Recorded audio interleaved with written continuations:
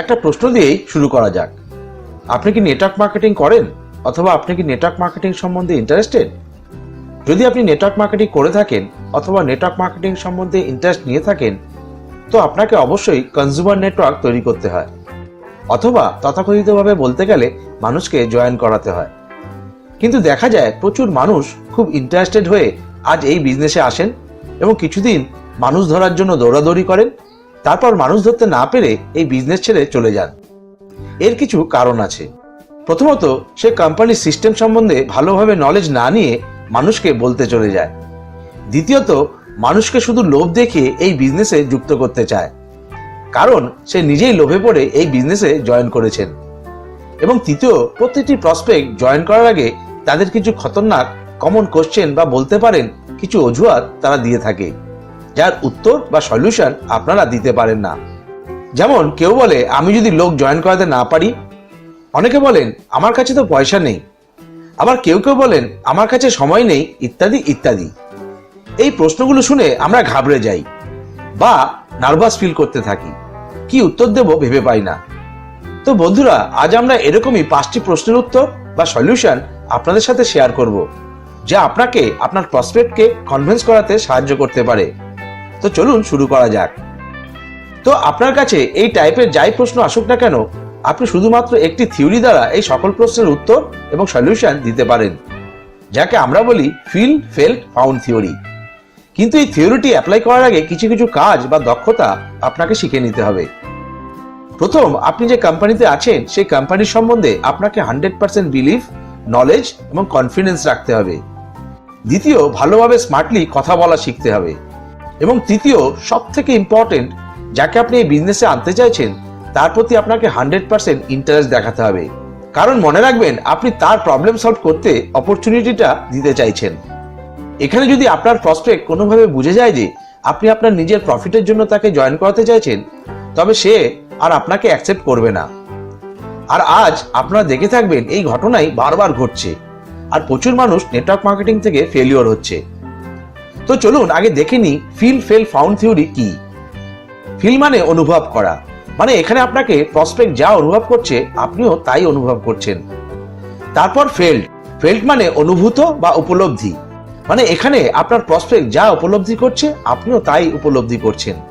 এবং সবশেষে ফাউন্ড, মানে আপনি কোন সঠিক কারণে এই বিজনেসে এসেছেন এবং এখান থেকে কি পেতে চলেছেন সেটা তাকে সঠিকভাবে বুঝিয়ে দেওয়া। দেখবেন আপনার প্রসপেক্ট আপনাকে অবশ্যই অ্যাকসেপ্ট করবে। তো চলে আসি প্রথম প্রশ্নে। যখন আপনি কাউকে আপনার কোম্পানির বিজনেস প্ল্যান দেখান, তখন সে খুব ইন্টারেস্ট হয়ে সেটা দেখে থাকে।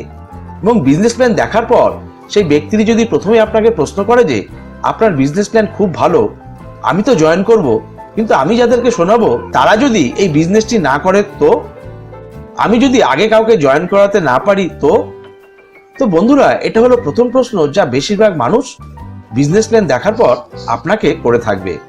আমার তো ভালো লেগেছে, কিন্তু আমি যদি কাউকে জয়েন করাতে না পারি। তো ফ্রেন্ডস, এর উত্তরে আপনাকে এখানে একটি লাইন বলতে হবে। হ্যাঁ, আপনি ঠিকই বলেছেন, আমার মাথাতেও ঠিক একই কথা এসেছিল। এই লাইনটি বলার একটাই কারণ, আপনার প্রসপেক্ট তখন ভাববে যে আপনার ভাবনা ঠিক তারই মতো। আপনি এখানে ফিল ফেল্ট অ্যাপ্লাই করলেন, আপনি আপনার প্রসপেক্টকে ফিল করালেন আপনার ভাবনা ঠিক তারই মতো ছিল। এই লাইনটি বলার সাথে সাথে সে তখন আপনার সাথে নিজেকে কানেক্ট করে নেবে। যেই সে আপনার সাথে কানেক্ট হলো, এবার আপনাকে ফাউন্ড অ্যাপ্লাই করতে হবে। এবার আপনি তাকে উল্টো প্রশ্ন করবেন, আপনি কেন এই বিজনেসে আসতে চাইছেন বা কেন এই বিজনেসে যুক্ত হতে চাইছেন। ঠিক এই জায়গাটিতে প্রতিটি প্রসপেক্ট একই উত্তর দেয়, যে সে টাকা রোজগারের জন্য এই বিজনেসে আসতে চায়, অথবা তার কোনো স্বপ্ন থাকতে পারে। এবার আপনি তাকে উল্টে প্রশ্ন করুন যে আপনার যদি টাকার দরকার থাকতে পারে, কোনো স্বপ্ন থাকতে পারে, আপনি যাকে এই বিজনেস অপরচুনিটিটা দিতে চাইছেন তাদের কি টাকার দরকার নেই? তাদের কি জীবনে কিছু স্বপ্ন নেই? নিশ্চয়ই আছে। বাংলা, বিহার, উড়িষ্যার নবাব সবার আছে টাকার অভাব। আর দ্বিতীয় কথা বলুন, আপনাকে আপনার প্রসপেক্টকে বোঝানোর দরকার নেই, আপনি শুধু তাদের আমাদের সাথে পরিচয় করিয়ে দিন। এরপর তাকে প্ল্যান দেখানো, বোঝানো, কনভিন্স করানো, টেস্টিমোনিয়াল দেখানোর কাজ তো আমরা করব। এসব কাজ হবে আমাদের পার্ট। সুতরাং আপনি চিন্তা করবেন না এবং একবারও ভাববেন না যে আপনার সাথে কেউ যুক্ত হবে না, কারণ প্রথমে আমিও তাই ভেবেছিলাম, কিন্তু এই বিজনেসে আসার পর আমি আমার অনেক বন্ধুকে এই বিজনেসে নিয়ে এসেছি, আর আমরা যদি এই বিজনেসে যুক্ত হতে পারি তো আপনিও পারবেন। তো প্রথম প্রশ্নের উত্তর আপনারা এইভাবে কনফিডেন্টের সাথে দিতে পারেন। এবার যাব দ্বিতীয় প্রশ্নে, খতরনাক প্রশ্ন যা প্রত্যেক প্রসপেক্টরা বলে থাকে, আমার কাছে পয়সা নেই। হ্যাঁ, অনেক সময় প্ল্যান দেখার পর আপনাকে একজন প্রসপেক্ট এটা বলে যে আপনাদের কোম্পানির প্ল্যানটি খুব ভালো, আমি করতেও চাই, কিন্তু এই মুহূর্তে আপনি যে প্রোডাক্ট কেনার কথা বলছেন বা যা কিছু অল্প পয়সা ইনভেস্ট করার কথা বলছেন সেই পয়সাই নেই আমার কাছে। এবার আপনি এখানে ফিল ফেল থিওরি অ্যাপ্লাই করবেন। হ্যাঁ, আপনি ঠিকই বলেছেন, আমি যখন এই বিজনেসটা দেখেছিলাম তখন আমার কাছেও পয়সা ছিল না, আর পয়সার দরকার আছে বলেই তো আপনাকে এই বিজনেস প্ল্যানটি দেখানো হলো। যদি আপনার কাছে আগে থেকেই কোটি টাকা থাকতো তাহলে এই বিজনেস প্ল্যানটি আপনাকে দেখানোর দরকারই হতো না। আমার কাছেও পয়সার অভাব ছিল, তাই আমাকেও বিজনেস প্ল্যানটি দেখানো হয়েছিল, কিন্তু আমি পয়সা অ্যারেঞ্জ করেছিলাম। আসলে পয়সা কারো কাছেই থাকে না, অ্যারেঞ্জ করতে হয়। নেক্সট বলবেন, ধরুন এই মুহূর্তে যদি আপনার ঘরে কোনো মেডিকেল এমার্জেন্সি এসে যায় যেখানে আপনাকে 2 থেকে 3 লক্ষ টাকা জোগাড় করতে হবে, তখন আপনি কি করবেন? তখন প্রসপেক্ট একটা কথাই বলবে যে আমি অ্যারেঞ্জ করব। তো আপনি তাকে বোঝান যে এই মুহূর্তে এই বিজনেসের ইম্পর্টেন্সই আপনি বুঝতে পারছেন না, কিন্তু আপনি বিশ্বাস রাখতে পারেন। এখন যেখান থেকে হোক অল্প বিস্তর যা পয়সা লাগে তা আপনি অ্যারেঞ্জ করে নিন এবং এই বিজনেসটি শুরু করুন। আর আমি কথা দিচ্ছি যে এই পয়সাটাও আপনার কিছুদিনের মধ্যে রিকভার হয়ে যাবে। নেক্সট বলুন, নেটওয়ার্ক মার্কেটিং এ কোনো ইনভেস্ট করার দরকার পড়ে না। এটা আপনি তাকে বোঝান যে পয়সা সে দিচ্ছে তার বদলে কোম্পানি তাকে প্রোডাক্ট দিয়ে দিচ্ছে, যাকে বলে ভ্যালু ফর মানি, যেখানে লেনদেন সমান সমান থাকে। তো আপনি এটা তাকে বোঝান যে পয়সার অভাব আছে বলেই তো এই বিজনেসটা তার করা উচিত। এইভাবে বোঝালে সে কিছুটা হলেও বোঝার চেষ্টা করবে এবং এইভাবে আপনি আপনার প্রসপেক্টকে কনভিন্স করতে পারেন। দেখবেন আপনার কনভারসেশন রেট অনেক বেড়ে যাবে। এবার যাব তৃতীয় প্রশ্নে। কোনো প্রসপেক্ট প্ল্যান দেখার পর এই অজুহাতটি খাড়া করে যে আমার কাছে তো টাইমই নেই এই বিজনেসটিতে সময় দেওয়ার মতো, তো আমি এই বিজনেসটি কি করে করব, আমার কাছে তো টাইম নেই। তো ফ্রেন্ডস, এই প্রশ্নের উত্তরে আপনি প্রথমে সেই একই কথা বলবেন, হ্যাঁ আপনি ঠিকই বলেছেন, আমি যখন বিজনেস প্ল্যানটা দেখি তখন আমার মনেও ঠিক একই প্রশ্ন এসেছিল যে আমার কাছে তো টাইম নেই। কিন্তু আপনি আমাকে বলুন যে টাইম না থাকা কি আমাদের জীবনে কোনো অ্যাচিভমেন্ট না ফেলিওর? বেশিরভাগ প্রসপেক্টই এই কথাটাই বলবে যে হ্যাঁ, টাইম না থাকা একটি ফেলিওর, এতে কোনো অ্যাচিভমেন্ট নেই। আর বন্ধুরা, এই কথাটা অবশ্যই ঠিক যে টাইম না থাকাটা একটা ফেলিওর। এরপর আপনি তাকে বলতে পারেন যে টাইম কারো কাছেই থাকে না, টাইম সবার কাছে 24 ঘন্টাই রয়েছে, আপনাকে টাইম বার করে নিতে হবে, ম্যানেজ করতে হবে। দেখুন, আপনি অফিস থেকে বা অন্য কাজ সেরে ঘরে ফিরে টিভি দেখতে ব্যস্ত হয়ে যান, ফেসবুক হোয়াটসঅ্যাপে টাইম নষ্ট করতে থাকেন। তো আপনাকে এই সময়টাই কাজে লাগাতে হবে, এই সময়টায় আপনি আপনার এই বিজনেসে দিন।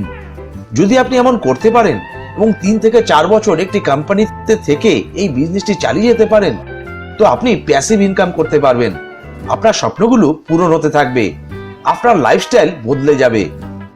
তো আপনিই বলুন, এইটুকু সময়কে কাজে লাগিয়ে যদি আমরা জীবনে সফল হতে পারি, তো কেন এই সময়টুকু অ্যারেঞ্জ করব না বা ম্যানেজ করব না, যা আমাদের জীবন বদলে দিতে পারে। তো এইভাবে আপনি আপনার প্রসপেক্টকে কনভিন্স করতে পারেন। এবার যাব চতুর্থ প্রশ্নে। কখনো প্রসপেক্ট প্ল্যান দেখার পর আপনাকে প্রশ্ন করতে পারে, আমার কাছে তো মানুষই নেই, আমি কাকে এই বিজনেস প্ল্যানটা দেখাবো? তো বন্ধুরা, আপনাকে বুঝতে হবে যখন কোনো প্রসপেক্ট এই কথা বলে বা এই ধরনের প্রশ্ন করে, মনে রাখবেন সাধারণত সেটা একটা বাহানা বা অজুহাতই থাকে। এটা কোনো সঠিক কারণই নয় এই বিজনেসটা না করার। কিন্তু আপনি উত্তর ঠিক একইভাবে দেবেন। আপনি বলবেন, হ্যাঁ আপনি ঠিকই বলেছেন, আমারও প্রথমে একই রকম ধারণা হয়েছিল। এবার আপনি তাকে জিজ্ঞেস করুন যে আপনার বাড়িতে যদি আপনার কোনো আপনজনের বিয়ে, জন্মদিন বা কোনো অনুষ্ঠান হয়, তো আপনি কতজনকে ইনভাইট করবেন? প্রসপেক্ট নিশ্চয়ই বলবে 100, 200 অথবা 300 জন। এবার আপনি তাকে দেখান যে এখানেই তার 200 জনের একটা লিস্ট হয়ে গেল। আবার আপনি একটা অ্যাক্টিভিটিও করতে পারেন। আপনি তাকে একটা খাতা পেন দিন, বলুন যে আপনার একটি নাম লেখার পেছনে আমি আপনাকে 100 টাকা করে দেব, আপনি আধা ঘন্টার মধ্যে কতজনের নাম লিখতে পারবেন? এখানে একজন প্রসপেক্ট 200 থেকে 300 জনের নাম লিখতে পারে এবং আপনার প্রসপেক্টও আপনাকে সেটাই বলবে। এর মানে মানুষ না থাকাটা একটা অজুহাত, আসলে কোনো অন্য কারণ থাকতে পারে তার এই বিজনেসটি না করার। আপনি তখন বলতে পারেন যে 100 টাকার জন্য যদি আপনি এতগুলো নাম লিখতে পারেন তো আপনার কাছে তো মানুষের কমতি নেই।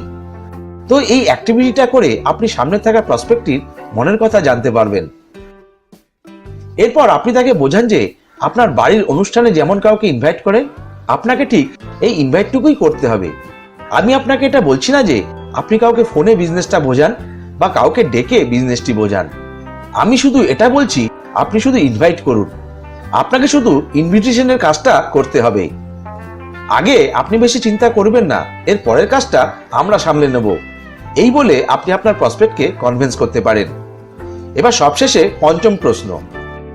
অনেক সময় প্ল্যান দেখার পর আপনাকে একজন প্রসপেক্ট এটা বলে যে আপনাদের বিজনেস প্ল্যানটা খুব ভালো, আমি এক কাজ করি, আমি আমার 2-3টে বন্ধুকে এই প্ল্যানটা দেখাই, তারা যদি এই বিজনেসটি করার জন্য রাজি হয়ে থাকে তবে আমিও যুক্ত হব। উত্তরে আপনি ঠিক আগের মতো একইভাবে শুরু করবেন। আপনি বলবেন, হ্যাঁ আপনি ঠিকই বলেছেন, আমি যখন এই প্ল্যানটা প্রথম দেখি আমিও ঠিক একই কথা ভেবেছিলাম। কিন্তু আপনি আমাকে একটা প্রশ্নের উত্তর দিন যে একটি দোকান খোলার আগে কোনো দোকানদার কি কাস্টমারদের খুঁজে বেড়ায়? আপনি যদি কোনো দোকান দেন, আপনি কি দোকান দেওয়ার আগে কাস্টমার খুঁজে বেড়াবেন? তারপর বলুন, ধরুন আমি আপনার বন্ধুদের বিজনেস প্ল্যানটা না হয় দেখালাম, কিন্তু আপনার বন্ধুরা বিজনেস প্ল্যানটা দেখার পর যদি আপনার মতো একই কথা বলে যে আমি প্রথমে আমার 2-3টে বন্ধুকে প্ল্যানটা দেখাই, তারপর যদি এই বিজনেসটি করার জন্য তারা রাজি থাকে তবে আমিও করব। আর এই বিজনেসটি পিওর ডুপ্লিকেশনের ব্যবসা, যেরকম আপনি করবেন আপনার বন্ধুরা ঠিক একই কাজ করবে, এটা তো কোনো কথাই নয়। এই কারণে সবার আগে আপনাকে দোকান খুলতে হবে, সবার আগে আপনাকে যুক্ত হতে হবে, সবার আগে আপনাকে এই বিজনেসটি বুঝতে হবে, তারপরে আপনি আপনার বন্ধুদের আমার সাথে পরিচয় করাতে পারেন বা তাদের বিজনেসটি বোঝানো যেতে পারে। কারণ আপনি যখন এই বিজনেসটি দেখাবেন সে আপনাকে অবশ্যই জিজ্ঞেস করবে যে তুই কি এই বিজনেসে জয়েন করেছিস? আপনি বলবেন না আমি এখনো করিনি, তো আমি তোকে শুধু দেখালাম। তখন সে আপনাকে বলতেই পারে যে তুই এখনো যুক্ত হসনি আর আমাকে দেখাতে চলে এসেছিস। তো এই বিজনেসটা এইভাবে চলে না, এই বলে আপনি আপনার প্রসপেক্টকে কনভিন্স করতে পারেন। সুতরাং বন্ধুরা, আপনি যদি নেটওয়ার্ক মার্কেটিং এ সফল হতে চান, আপনাকে এই ধরনের প্রশ্নগুলি বা এই ধরনের অজুহাতগুলোকে মোকাবিলা করার জন্য টেকনিক্যালি এই ধরনের উত্তর দিতে জানতে হবে। ফিল্ড ফেল্ড ফাউন্ড থিওরি অ্যাপ্লাই করা শিখতে হবে, তা না হলে আপনি কনভারসেশন করাতে পারবেন না। আরেকটি ইম্পর্টেন্ট কথা, আপনি কোনো নেটওয়ার্ক মার্কেটিং এ এই থিওরি অ্যাপ্লাই করার আগে অবশ্যই দেখে নেবেন আপনি যে কোম্পানিতে আছেন সেই কোম্পানিটি ভালো কিনা বা সঠিক কিনা। কারণ যদি আপনি কোনো খারাপ বা ভুল কোম্পানিতে এসে এই থিওরি অ্যাপ্লাই করে আপনার বন্ধুদের বা আপনার প্রসপেক্টদের যুক্ত করান, তবে পরে কোম্পানিতে যদি কোনো প্রবলেম হয় তবে সেই বন্ধুদের সাথে আপনার সম্পর্ক নষ্ট হয়ে যেতে পারে।